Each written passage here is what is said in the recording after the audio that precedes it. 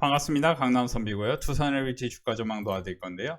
먼저 두산LBT 실적 발표와 3분기 실적에 대한 기대 말씀드릴 거고, 지금 시장이 하락하는데 시장이 하락한 후 어떤 여러분들 과정을 거칠 것인지, 시장 하락은 분명 기회일 수 있습니다. 특히 작년 8월 초에도 굉장히 큰 하락 이후에 HD현대중과 성광밴드가처럼 제가 멤버십과 유튜브에서 교육했던 종목은 거의 3배 가까이 오른 종목들이 많았는데요. 일단은 우리는 반면교사로 삼아야 될 게, 항상 시장 급락 이후에 분위기가 어떻게 흘러갔는지, 특히 어닝에 대한 기대감이 앞으로 2분기 실적 발표 이후에 3분기 어닝 실적에 대한 기대감 속에서 어떤 주식을 사야 이렇게 큰 수익을 계속 유지할 수 있을지에 대한 고민을 해볼 타이밍입니다. 제가 이제 멤버십과 유튜브에 계속 말씀드린 부분은, 여러분들이 주식을 사실 때는 반드시 다음 분기 실적 그리고 내년 실적에 대한 기대감이 큰 종목을 살수록 유리합니다. 여러분들이 대다수의 사람은 어떤 주식이 올라가고 나면 사후적 분석을 하는데요. 제가 계속 말씀드리지만 저는 두산에너빌티를 21,000원과 25,000원에 매수를 강조하면서, 물론 이제 최근엔 HD 현대마린엔진과 그리고 뭐 KCC도 36만원, 34만원, 그리고 HD 현대마린엔진, 한화엔진 같은 선박엔진 관련주를 매수하려고 하면서 큰 수익이 유지되고 있는데요. 두산에너빌티에 대해서는 제가 21,000원과 25,000원에 매수를 강조했었고, 두산에너빌티에 대해서 말씀드렸던 부분이 장기 관점에서는 원자력이 중심이지만 단기 관점에서는 가스터빈이 중요할 것이다 하는 얘기를 해드렸는데, 그 얘기에 대해서 잠시 후에 제가 새롭게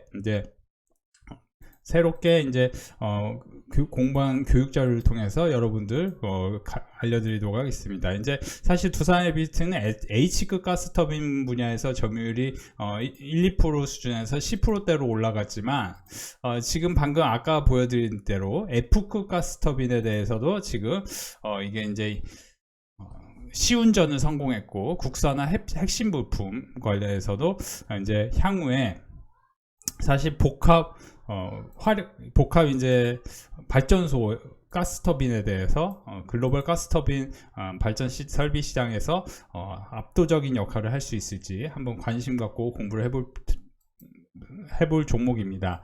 일단 제가 계속 말씀드리는 게, 사후적 분석도 중요하지만 앞으로 이제 전망이 중요한데, 제가 계속 두산에너빌티 먼저 잠깐 빨리 설명을 드릴게요. 저는 두산에너빌티에 대해서 누누이 말씀드리지만 하반기 수주에 대한 기대감을 우리는 계속 가져야 된다. 올해 수주는 확실히 다르다. 사실 올해 수주 가이던스는 사내에서 10조 원입니다. 하반기 수주가 확정될 경우 10조 7천억을 상회하는 수주 실적을 달성할 전망이고, 여전히 호재가 많이 쌓여있는데요. UAE 프로젝트 수주 2027년, 28년으로 연기될 가능성이 높아졌으나, 웨스팅하우스와 더욱 밀접해진 협력 관계가 관련 우려를 불식시킬 전망이다. 그래서 웨스팅하우스, 폴란드, 불가리아 프로젝트 관련 수주 가능성이 주목. 특히 불가리아 같은 경우는 이 11월부터 모멘텀이 생기기 때문에 두산에너빌티가 사실 제가 생각했을 때는 지금 6만원을 지지하는 게 가장 이상적이지만 5만원과 58,000원 사이가 한 번쯤은 올 확률도 있지만 그거를 겁낼 필요는 없다. 그리고 장기적으로는 9만원, 10만원을 향해 갈 확률에 대해서 우리는 과거에 공부를 한 바 있습니다.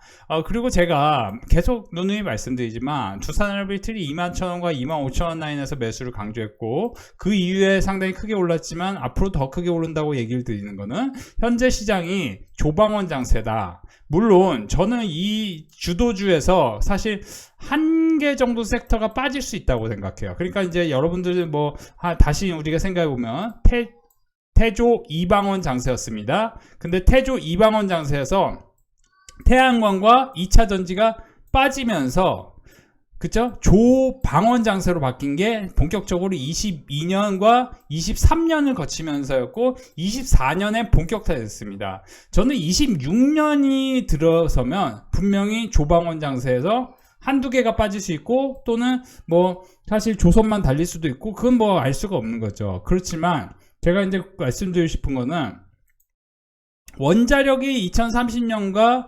2050년까지 봤을 때는 원자력과 SMR에 대한 기대감이 크고, 저는 이제 SMR은 사실 수익성이 좀 적다라는 의견도 있는 게 사실이에요. 그래서 차라리 가스 발전 설비 전망에서 이쪽에서 보시면은 2025년부터 내달릴 수 있기 때문에 이 가스 발전 설비 시장에서 H급 가스 터빈 시장 점유율을 두산에너비티가 이제 S사가 시멘스, G사가 GE 베르노바, M사가 미쓰비시 에너지, 미쓰비시입니다. 그래서 이 미쓰비시와 시멘스, 특히 시멘스 에너지가 점유율이 줄고 두산에너비티가 점유율이 급증했다. 이게 24년인데 25년, 26년을 거치면서 두산에너비티가 탑3 안으로 들어간다면은, 그쵸?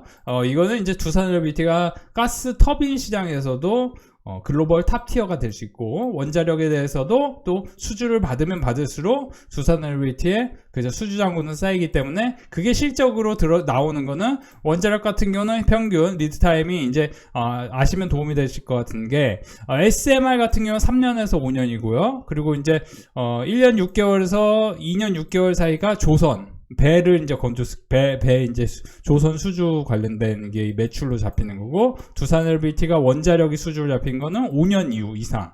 그러면 단계별로 수주를 받았을 때, 올해 이제 25년에 체코 수주를 받은 게, 과거에 이제 체코 수주 못 받는다고 했을 때 25,000원이었고, 제가 그때 당시에 체코 수주와 무관하게 원자력은 슈퍼사이클이 왔기 때문에 무조건 매수하십시오. 그리고 나서 이렇게 달리기 시작했는데, 5월 23일, 26일이 지나면서 두산에너비티의 체코 수주가 확정되면서 단숨에 여기서 또 2배 올랐습니다. 근데 불가리아 원전 수주 받으면 또 여기서 2배 갈 수 있을까요? 저는 이제 수주 규모는 좀 작지만 그래도 기대감과 현실적인 그런 이제 모멘텀이 더 커지기 때문에, 실제 27년에 두산에너비티가 기자재와 서비스 이런 이제 수주 부분에서 27년을 거치면서 급증하는데, 이런 게 선반영되는 게 26년이 될 수 있겠다라고 우리는 생각해 볼 수 있을 것 같습니다. 그래서 두산에너비티가 계속 말씀드리지만 25년 3분기에는 전년 동기 대비해서 164% 성장하는 영업이익을 만들 확률이 있는데,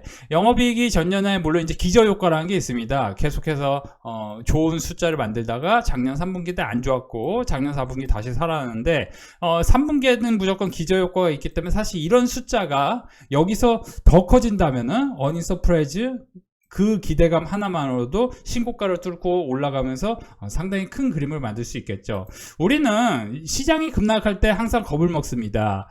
사람의 심리라는 거는 항상 이제 야성적 충동이라든지, 사실 이제 저는 생각에 관한 생각이라든지 뭐 여러 이제 책들을 우리가 읽어보면서, 우리가 이제 투자에 대해서는 투자 심리학, 멘탈, 심팔기다라는 저는 얘기를 드리고 싶어요. 심리가 팔이고 기술이인데 멘탈이 중요하겠다. 그래서 사실 이제 저는 시장이 내릴 때 우리가 뭘 어떻게 해야 될까? 8월 S&P 500 지수와 코스피 과거 통계를 보면은 사실 이제 특히 8월 코스피 상승률이 39%에 불과하기 때문에 조금 아쉬울 수는 있겠지만, 이게 이제 또 기회일 수 있겠죠. 이유는 뭐냐면은, 작년 8월에도 시장이 급락할 때 우리는 이제 교훈을 얻을 수 있었습니다. 제가 작년 8월에 분명히 7월 달에 HD 현대중공업의 실적이 어닝 서프라이즈 기록했기 때문에 HD 현대중공업을 매수하시면은 아주 좋은 그림을 그릴 것이고, 이 종목 같은 경우는 장기 박스권을 강하게 돌파한 게 7월의 흐름이었기 때문에 무조건 매수를 해야 됩니다 했는데, 그때 당시에 매수하셨던 분들은 단기로도 좋았고, 그리고 장기적으로도 뭐 안 좋은 것 같지만 두고 봤을 때는 18만원 17만원 매수하신 분들이 결국 버텼을 때 큰 위너라는 거는 거의 3배 가까이의 수익이 났다라고 보실 수 있겠습니다. 정확히 2.5배 이상, 그렇죠? 그렇게 나왔다고 보실 수 있겠고, 지금 제가 말씀드리고 싶은 거는 두산에너비티를 또 매한가지다. 이 얘기는 뭐냐면은 8월 5일에 급락한 상황만 볼 게 아니고, 이 주식의 궤적을 이렇게 살펴보면은 엄청나게 폭등한 주식이 박스권을 계속해서 돌파하는 주식이었습니다. 당시에 2024년에 돌아가면은 여름에 되기 전에 여기서 박스권 한번 강하게 돌파했는데, 그 강하다라는 추상적인 단어보다 여러분들이 주목해야 될 거는 거래대금이 1조 4천억 원이 나왔다는 점, 그리고 이제 원자력 수주에 대한 실망감으로 다시 1조 4천억 원의 거래대금이 나왔다는 점, 이 두 가지가 핵심 핵심인데, 보통의 거래대금에 많이 나온다라는 거래대금이 평균적으로 2천억 내외입니다. 2천억 내외가 많이 나온다라는 거 얘기를 하는데 300억, 900억이 나와도 많이 나오는 거예요. 괜찮게 나오는 겁니다. 근데 1조 원 이상 거래대금이 나온다는 거는 두산에너비티가 상당히 주도주 역할을 할 확률이 높다라고 생각하시면 좋겠죠. 그럼 저는 이를 차트로만 얘기할 게 아니고 계속 말씀드리지만 우리가 슈퍼사이클에 대해서 산업 분석을 해야 되고 그 산업 분석에 대한 가이던스를 사내에서 얘기하는 것과 구체적으로 실제로 나오는 그런 흐름을 우리는 분석해 보면은 신규 수주 대비 매출액이 어느 정도 잡힐까를 가이던스 해보면은 2029년에 25년 대비해서는 거의 2배 가까이 매출이 잡힐 수 있다. 우리는 지금 28년과 29년에 대한 매출의 영업이익에 대한 가이던스, 컨센서스는 아직 없지만 두산에너비티 내에서는 상당히 이 부분에 대해서 기대감이 크다. 그래서 실제로는 지금 시가총액이 40조인데 가스터빈에 대한 성장성과 원자력에 대한 어떤 이제 실적 폭발성 증폭되는 그런 흐름을 봤을 때는 두산에너비티가 향후 시가총액 순위에서 3위, 4위, 5위 안으로 올라올 수 있다. 이렇게 생각해 본다면 두산에너비티가 계속 제가 말씀드리지만 지금 흐름이 두산에너비티가 여기서 보시면은 시가총액 10인데 5위 이상으로 올라온다고 계산해 보면은 그렇죠. 50조, 70조 이상으로 올라오는 게 중요하겠죠. 저는 지금 조방원 장세에서 사실은 이제 이런 주식들이 여기가 이제 다 올랐다라고 생각한다면은 여러분들이 다른 쪽을 사야 되는데 사실 제가 이제 몇 달 전부터 몇 년 전부터 계속 말씀드린 게 여러분들이 주도주라는 거는 3년 전후에서는 반복되는 게 핵심입니다. 이 상황이 사실은 3년 전후에서 반복되는 게 왜 그럴까에 대해서 우리가 고민해야 되는데 계속 말씀드리지만 주도주는 우리나라에서만 이렇게 외국인 기관이 매수해서 이렇게 됐네 이렇게 단순 논리로 가는 게 아니고 역사적 상황 그리고 전 세계의 흐름을 생각했을 때 그런 식으로 흘러간다. 국내 증시의 상승을 이끌었던 세 가지 시나리오 중 두 가지가 약화됐습니다. 첫 번째는 연준의 금리 인하고 두 번째가 사실 이제 세제 개편 관련해서인데요. 근데 이제 세제 개편은 이건 좀 바뀔 수 있을 것 같아요, 분위기가. 그래서 오늘 장 분위기가 좀 이제 반등을 시도했죠. 그래서 제가 볼 때는 코스피 상단을 기존에 3710까지 얘기했었는데 코스피 상단을 3200 전후 이렇게 보고 있는 게 사실이고 다만 제가 볼 때는 만약에 이제 세제 개편안이 다시 이제 좀 분위기가 바뀔 수 있겠고 그러다 보면은 결국에는 이제 주식시장이 시장 자체는 등락을 반복할 수는 있을 것 같습니다.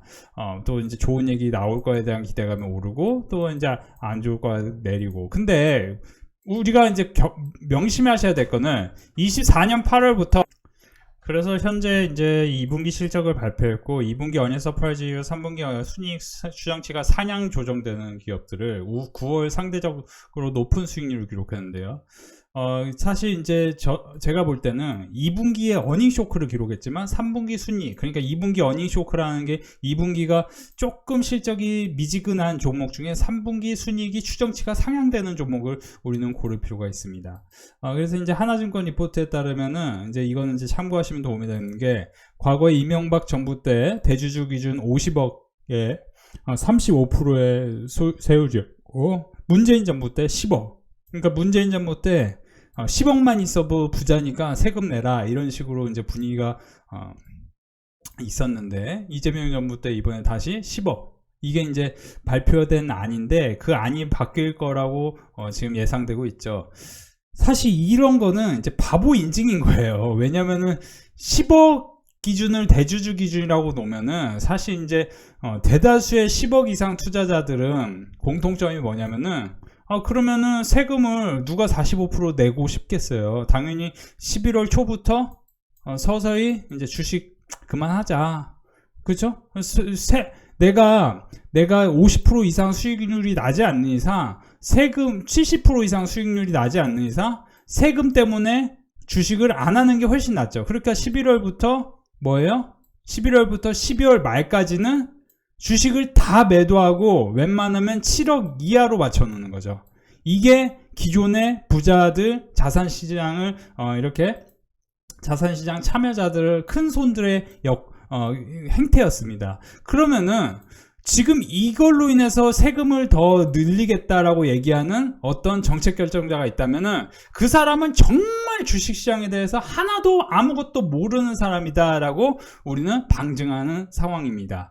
그리고 계속 말씀드리지만 제가 늘 얘기하지만 사람은 누구나 자기 객관화가 안 돼요. 저는 개인적으로 나는 솔로라는 객관화, 자기 객관화가 안 되는데, 나는 솔로라는 프로그램을 보면 왜 누군가는 결혼을 못했는지, 누군가는 결혼을 저 많은 커플들 상황에서도 결혼을 하는지를 볼 수 있는 게 뭐냐면은 자기 객관화가 되는 사람이 그나마 결혼을 합니다. 사랑에 빠진 다음에 결혼을 하죠. 근데 자기 객관화는 뭐냐면은 사실 이제 남자도 여자도 결국에는 결혼 정년기라는 게 어느 정도 있고, 특별한 일이 없는 한, 아무리 이쁘고, 그래도 30대 후반의 여성이 20대, 30대 초반의 남성을 만날 수는 없습니다. 그쵸? 그리고 30대 중후반의 남성을 만나기도 상당히 어렵습니다. 30대 후반의 여성은. 근데 30대 후반 여성은 여전히 눈높이가 30대 중후반에 맞춰져 있죠. 그쵸? 그리고 남성들 또한 자기 객관화가, 그쵸? 참 어려워요. 그쵸? 어려워요. 그러니까, 나는 굉장히 훌륭해. 나는 굉장히 좋은 학교를 나왔어. 이런 거에 기준으로 맞춘다는 거죠.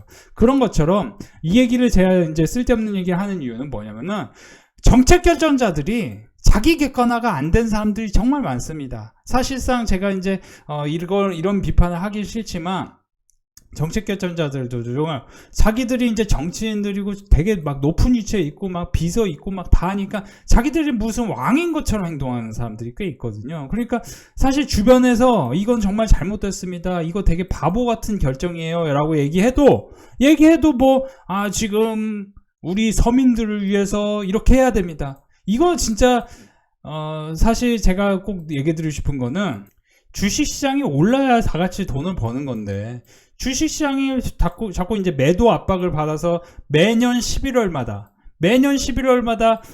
굉장히 어려운 시장이 어려운 그림을 그린다. 그러니까 사실 여기서 보시면 이때는 20년에는 코로나 때였으니까 막 올랐지만 사실 이제 매년 11월이 되면 상당히 시장은 흔들렸습니다. 약간 이제 분위기가 조짐이 안 좋죠. 그렇죠? 매년 그래요. 매년 11월, 12월이 되면요. 분위기가 박스권으로 바뀌고 굉장히 안 좋습니다. 분위기가 11월, 12월, 1월 이 사이. 근데 1월 되면 이제 다시 기대감이 생기면서 오르고 이런 분위기가 상당히 많았는데 여기서도 보시면 이제 2020년 그러니까 여기서 보시면 2017년 문재인 정부 때 10억으로 바뀐 이후에 2020년에 코로나 사태 이후에 올랐지만 11월, 12월 또 안 좋고 11월 또 안 좋고 11월, 12월, 10월 안 좋고 그쵸? 계속 안 좋은 거예요. 계속. 그러니까 이게 확률적으로 그렇다는 거지 뭐 매년 그럴 수는 없겠죠. 근데 이제 확실한 거는 뭐 2, 30억 이상 하시는 분들도 그렇지만 뭐 100억, 200억 이상 하시는 분들은 당연히 한 번에 매물을 다 매도할 수 없기 때문에 당연히 100억 이상 하시는 분들은 다 11월 초, 10월 말부터는 이제 주식 이제 그만합시다 라고 생각하고 쓱쓱 정리를 하죠. 매물 정리를 합니다. 2017년부터 제가 지금 분석해드리고 있는 거예요. 2017년부터 11월부터 주식시장이 좋았던 해는 단 한 해, 코로나 그때 대호황기 빼고는 단 한 번도 없었습니다. 단 한 번도 없었어요. 11월부터 해서 이게 좋았던 적이 단 한 번도 없었습니다. 그렇게 좋지 못합니다. 그게 이제 매물 압박을 받는 거거든요. 그런 점 참고하시면 좋겠고, 그래서 웬만하면 이제, 이 세제 개편안은 바뀔 가능성이 있고, 아무래도 이제 주시장이 오르는 거는 결국에는, 순이익 순이익이 올라가면 올라가기 때문에 2017년에 호황장이었고, 21년에 호황장이었는데, 그리고 2010년, 11년도 그때 이제 2009년부터 11년에 차화장 양세였고, 그래서 지금도 여기서 보시면 순이익이 좋아지는데, 이 순이익이 좋아지는 대표적인 게 조방원 중에 조선하고 방산이 대표적으로 실적이 좋아지고 있는 상황이고, 그리고 원자력은 장기 전망이 굉장히 좋고, 그리고 사실 이제 지주사하고 증권주도 좋았지만 저는 이제 지주사하고 증권주는 어쨌든 우리가 세제 개편 그리고 이제 증시 5천에 대한 기대감 때문에 올랐었는데 그 부분에 대해서는 제가 생각했을 때는 여기서 보시면은 9월 추가적인 3법 개정이 추진되고 그걸로 인해 4분기부터 다시 관심을 갖는 게 좋습니다. 그래서 제가 이제 키움증권을 6월 초부터 매수를 강조했는데 그리고 나서 여기서도 괜찮다고 했는데 여기서부터는 매수하지 말라고 했는데 아이러니하게도 이렇게 내렸고 그 다음에 이제 여기 이 18만원과 20만원 사이는 매수 타점으로 볼 수 있겠지만 4분기부터는 증권주들도 좋아지겠지만 지금은 다시 사실은 증권주는 단기로 보기에는 조금 어려움이 있다. 그래서 사실은 이제 상대적으로는 조선주가 훨씬 괜찮고 원자력도 괜찮은데 KCC 같은 경우는 제가 36만원과 34만원에서 멤버십에서 매수하시면은 수익이 날 겁니다 라고 했는데 36만원 34만원 여기서 보시면은 그쵸, 자 여기서 보시면 36만원 34만원 라인에서 여기서 이렇게 올랐는데 지금 제가 이 얘기를 분명히 7월 23일에 매수를 강조했고 7월 23일은 그때 당시에는 보시면은 저점이 36만 2,500원이었는데 결국 36만원과 34만원을 찍고 반등을 시도하고 있는 KCC 같은 경우도 실적이 우량해질 가능성이 있는 석유화학 쪽에서 이제 석유화학은 주도주는 아니에요. 그렇기 때문에 27년 이후에 석유화학이 이제 대세적으로 큰 상승을 만들 가능성이 있겠는데 소외주 관점으로 한번 볼 필요가 있겠다. 제가 이제 두산에너비티를 말씀드리면서 늘 했던 얘기, 두산에너비티는 지금 주도주 역할을 하고 있기 때문에 두산에너비티가 주도주 역할이 끝나려면 딱 하나의 방법뿐이 없습니다. 지금 원자력에 엄청 큰 문제가 생겨가지고 원자력을 더 이상 신재생 에너지로 하지 않을 거라 얘기해야 되는데 24년부터 유럽과 미국에서 트럼프 행정명령 때 원자력을 이제 거의 사실상 이제 주도주로 천명한 거나 다름없습니다. 늘 얘기하지만 여러분들이 바이든 대통령 때 2차 전지와 반도체 쪽이 강세였고 그거는 이제 미국의 이제 다르파라는 고등 연구기관에서도 2023년이 되기 전에 뭐예요? 2022년 말에 후공정에 대해서 반도체 후공정에 대해서 23년에 증액을 했고 25년이 되면서 우리가 주목해야 될 건 미국에서 해양력에 대한 관심, 그러니까 이제 이건 조선이고 그리고 원자력에 대한 관심.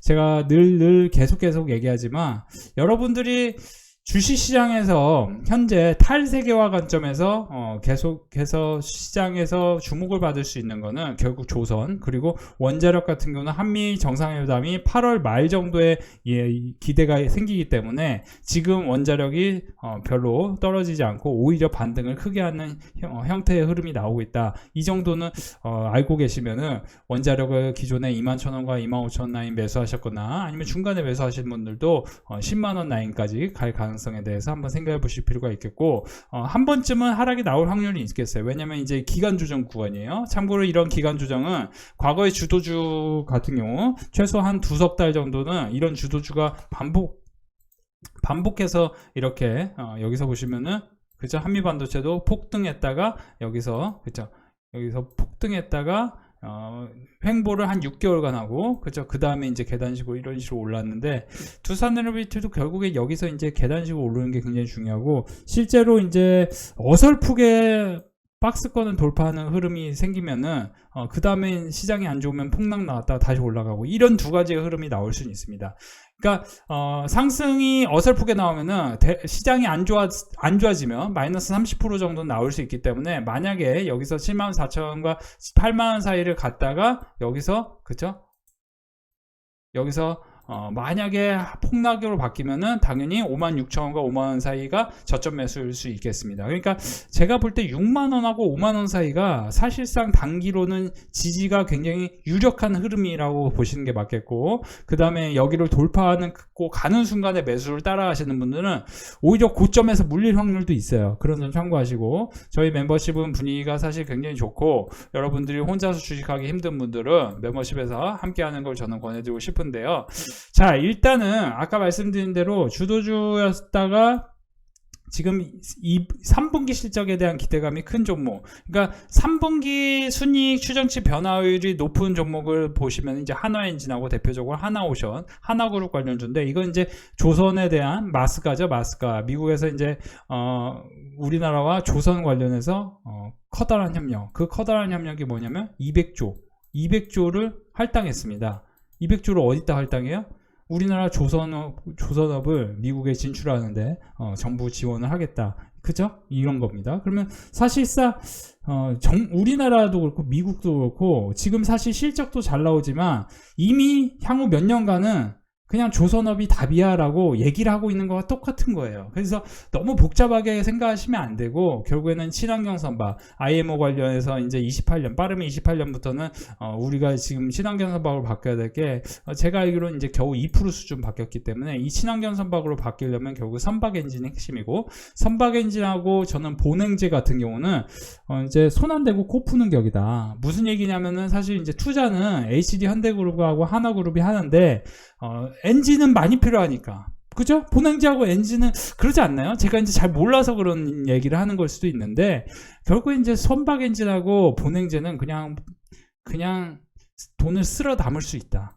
그런 관점에서 우리 멤버십에서 선박 엔진 관련해서 말씀을 드렸고, 제가 이제 보니까 우리가 실적에 대한 분석을 하더라도 조선주 같은 경우는 보시면은 25년 목표치, 25년 상반기까지 25년 목표치로 봤을 때 목표치에 가장 근접한 게 결국 엔진 기계 쪽이었어요. 현대중공업 사업 부분 중에. 그렇죠? 그러니까 상선이 가깝게 했지만 엔진 기계, 그러니까 엔진 분야.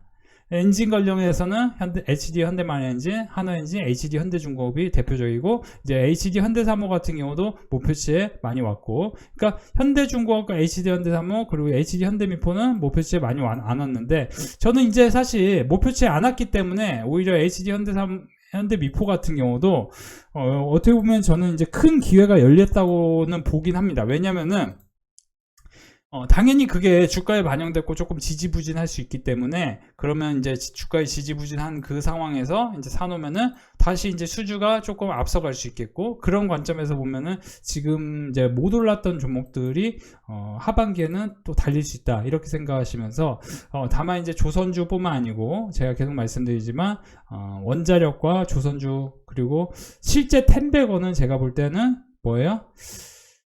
결국에 이제 본행제 업체 그리고 또는 선박 엔진, 이 두 가지의 관점. 그리고 제가 세진중공업 같은 경우도 우리 멤버십에서는 11,000원부터 12,000원 사이에서 계속 매수를 강조했던 종목인데 세진중공업도 분위기가 너무 좋죠. 그렇죠? 세진중공업 분위기 너무 좋아요. 자, 그래서 이 정도로 이제 분석하시면 좋겠고, 두산엘비티 포함해서 원자력, 조선, 그러니까 저는 이제 원자력이 탑은 아닙니다. 조선이 탑이고, 그리고 K뷰티 보셔야 됩니다. K뷰티 쪽에서도 사실 이제 수익률 측면에서는 오히려 K뷰티가 가장 클 수도 있겠는데, 그 K뷰티에서 주도주가 될 수 있는 종목을 같이 멤버십에서 함께 공부해 보셨으면 좋겠고요. 단기로는 원익 IPS 한번 공부해 보세요. 원익 IPS. 우리 멤버십에서는 이미 원익 IPS에 대해서 제가 따로 교육을 시켜드렸는데, 원익 IPS는 사실 지금 반도체 소부장 쪽에서 노멀하게 단기 반등 가능성이 있는데, 제가 볼 때 지금 이번 주에 만약에 추가 조정이 나온다면 여기서 사놓은 분들은 이렇게 말아 올릴 수 있겠다 이렇게 생각하시면 도움이 될 것 같네요. 오늘도 저희 멤버십 수익 후기 공유해 드립니다. 선배님 따라가기만 하면 하락장도 마음 편합니다. 조선주 팔지 말라 하셨는데 저는 자꾸 조선주를 단타하네요. 동성화인텍, 세진중고, HD 현대마린엔진 수익입니다. 140만원 축하드립니다. HD 한국조선해양, HD 현대중공, 코미코까지 630만원 수익 축하드립니다. 한국항공우주, HD 현대마린엔진 수익 축하드리고요. HD 현대마린엔진, HD 현대미포, 삼성중공업 또 63만원 8월 4일 수익 축하드립니다. 동성화인텍, 산일전기 많은 분들이 계속해서 수익 랠리 이어가고 있습니다. 여러분들도 함께 하시길 간절히 기원합니다. 오늘도 우리 멤버십은 분위기가 상당히 괜찮은데요. 제가 장전에 시작부터 우리 시장이 오늘 폭락이 나올 것이니 현금 비중 확대하라고 했는데 HD 한국조선해양 120만원 수익 나셨고요. 오늘도 100만원, 현대중공업, 세진중공업, HD현대마린엔진, 한화엔진, 우양HC, HD한국조선해양, 여기서 보시면 100만원, 300만원 이번 한 주간 수익 나셨네요. 900만원 이번 한 주간 수익 나셨습니다. 자, 보시면은 8월 1일 오늘 하루 500만원 수익 나셨네요. 그동안 계속해서 HD한국조선해양, HD현대중공업 같은 종목은 매도하지 말라고 7월 초, 4월 계속 매수 강조하면서 말씀드린 종목들인데 이렇게 큰 수익이 났네요. 다시 한번 축하드립니다. 멤버십은 엄청난 수익 축제의 시간이었습니다. HD현대마린엔진, 현대건설 52%나 수익 나신 분 계시고요. HD한국조선해양, HD현대미포 보시면 34%, 18% 큰 수익 축하드립니다. 특히 HD현대미포는 매도하지 말자, HD한국조선해양도 매도하지 말라 해서 이제 계속해서 추가 매수를 관점으로 말씀을 많이 드렸습니다. 290만원 일주일간 버셨고요. 보시면 코스맥스 110만원, 세진중공업, HD현대중공업, 여러분들은 이제 눈치가 있으시면 아시겠지만 제가 이제 교육하는 종목들이 주로 실적이 우량한 종목들입니다. 코스맥스, 세진중공업, 하나오션까지 53만원, 250만원 수익 나셨고요. 4천만원 수익 나셨네요. 7월 한 달간 축하드립니다. 7월 한 달간 1800만원 수익 나셨네요. 손실 난 것까지 다 보여드리고 있습니다. 다시 한번 수익 축하드리고요. 지금 분위기 너무너무 좋고요. 멤버십은 이렇게 그 시장 대비해서 큰 수익을 추구하고 있습니다.